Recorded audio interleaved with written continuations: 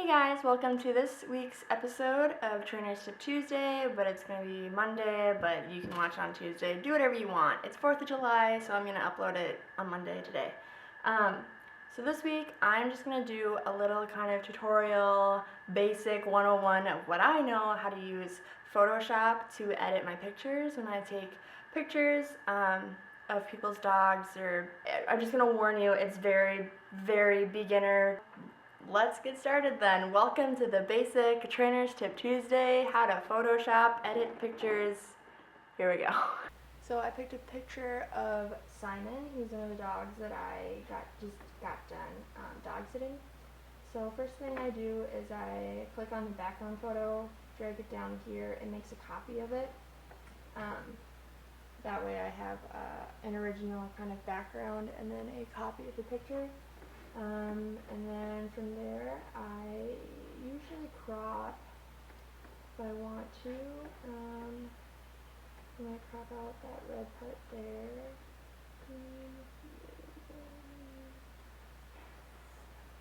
Okay.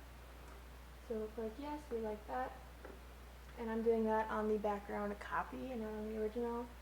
And then on your keyboard, if you have a Mac, you can do a lot of keyboard stuff.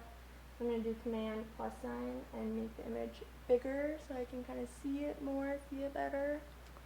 And from here, I'm going to click on my mouse tab and I'm going to go to Image and then to Adjustments and then over to Brightness and Contrast.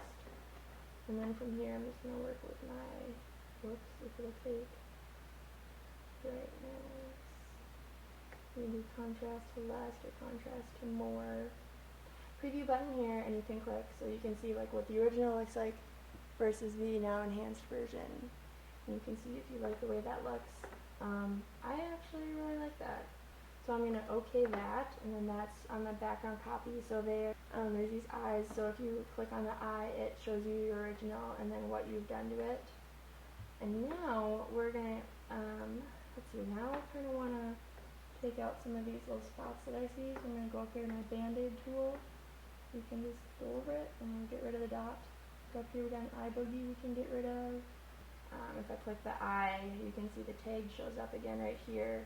And if I take it away, and I would tell you what each of these tools does, except for I'm still like a 101 level, and I don't know the correct terms of all these different tools.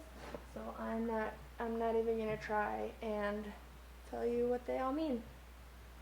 Yeah, so I don't know if you can see, like, I've enhanced it now. I'll show you what it looks like previously, and then enhance. So it's just a little brighter. I don't know, normally I don't do much after this, except for I'll go to the title, capital T there, figure out where I want to put my logo maybe, put there, North Branch, oops, inner horizons, and normally that is, actually that's a really good spot right there.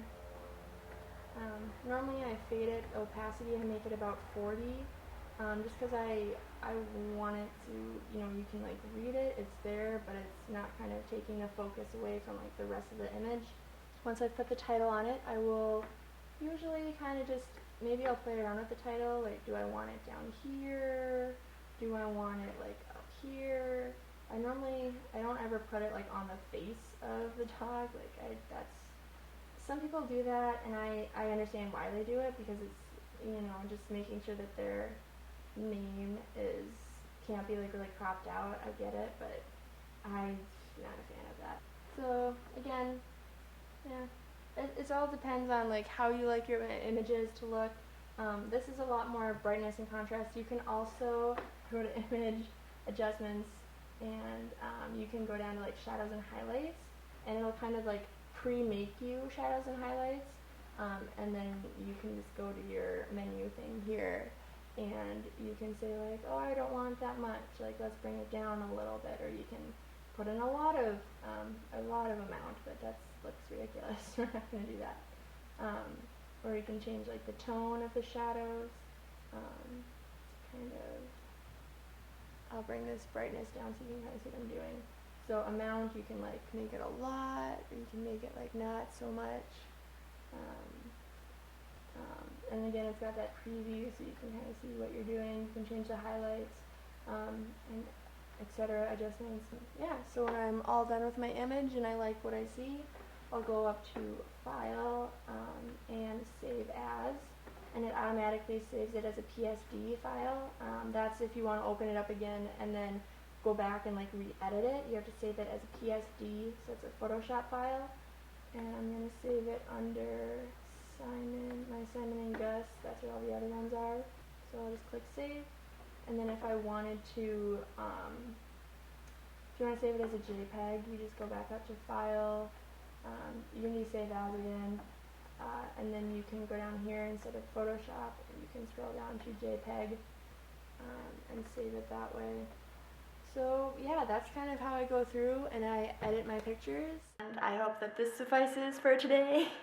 And next week I will be back and we will have so much fun. And yeah, but it's 4th of July, it's kind of a holiday, so I didn't want to do anything like crazy, and so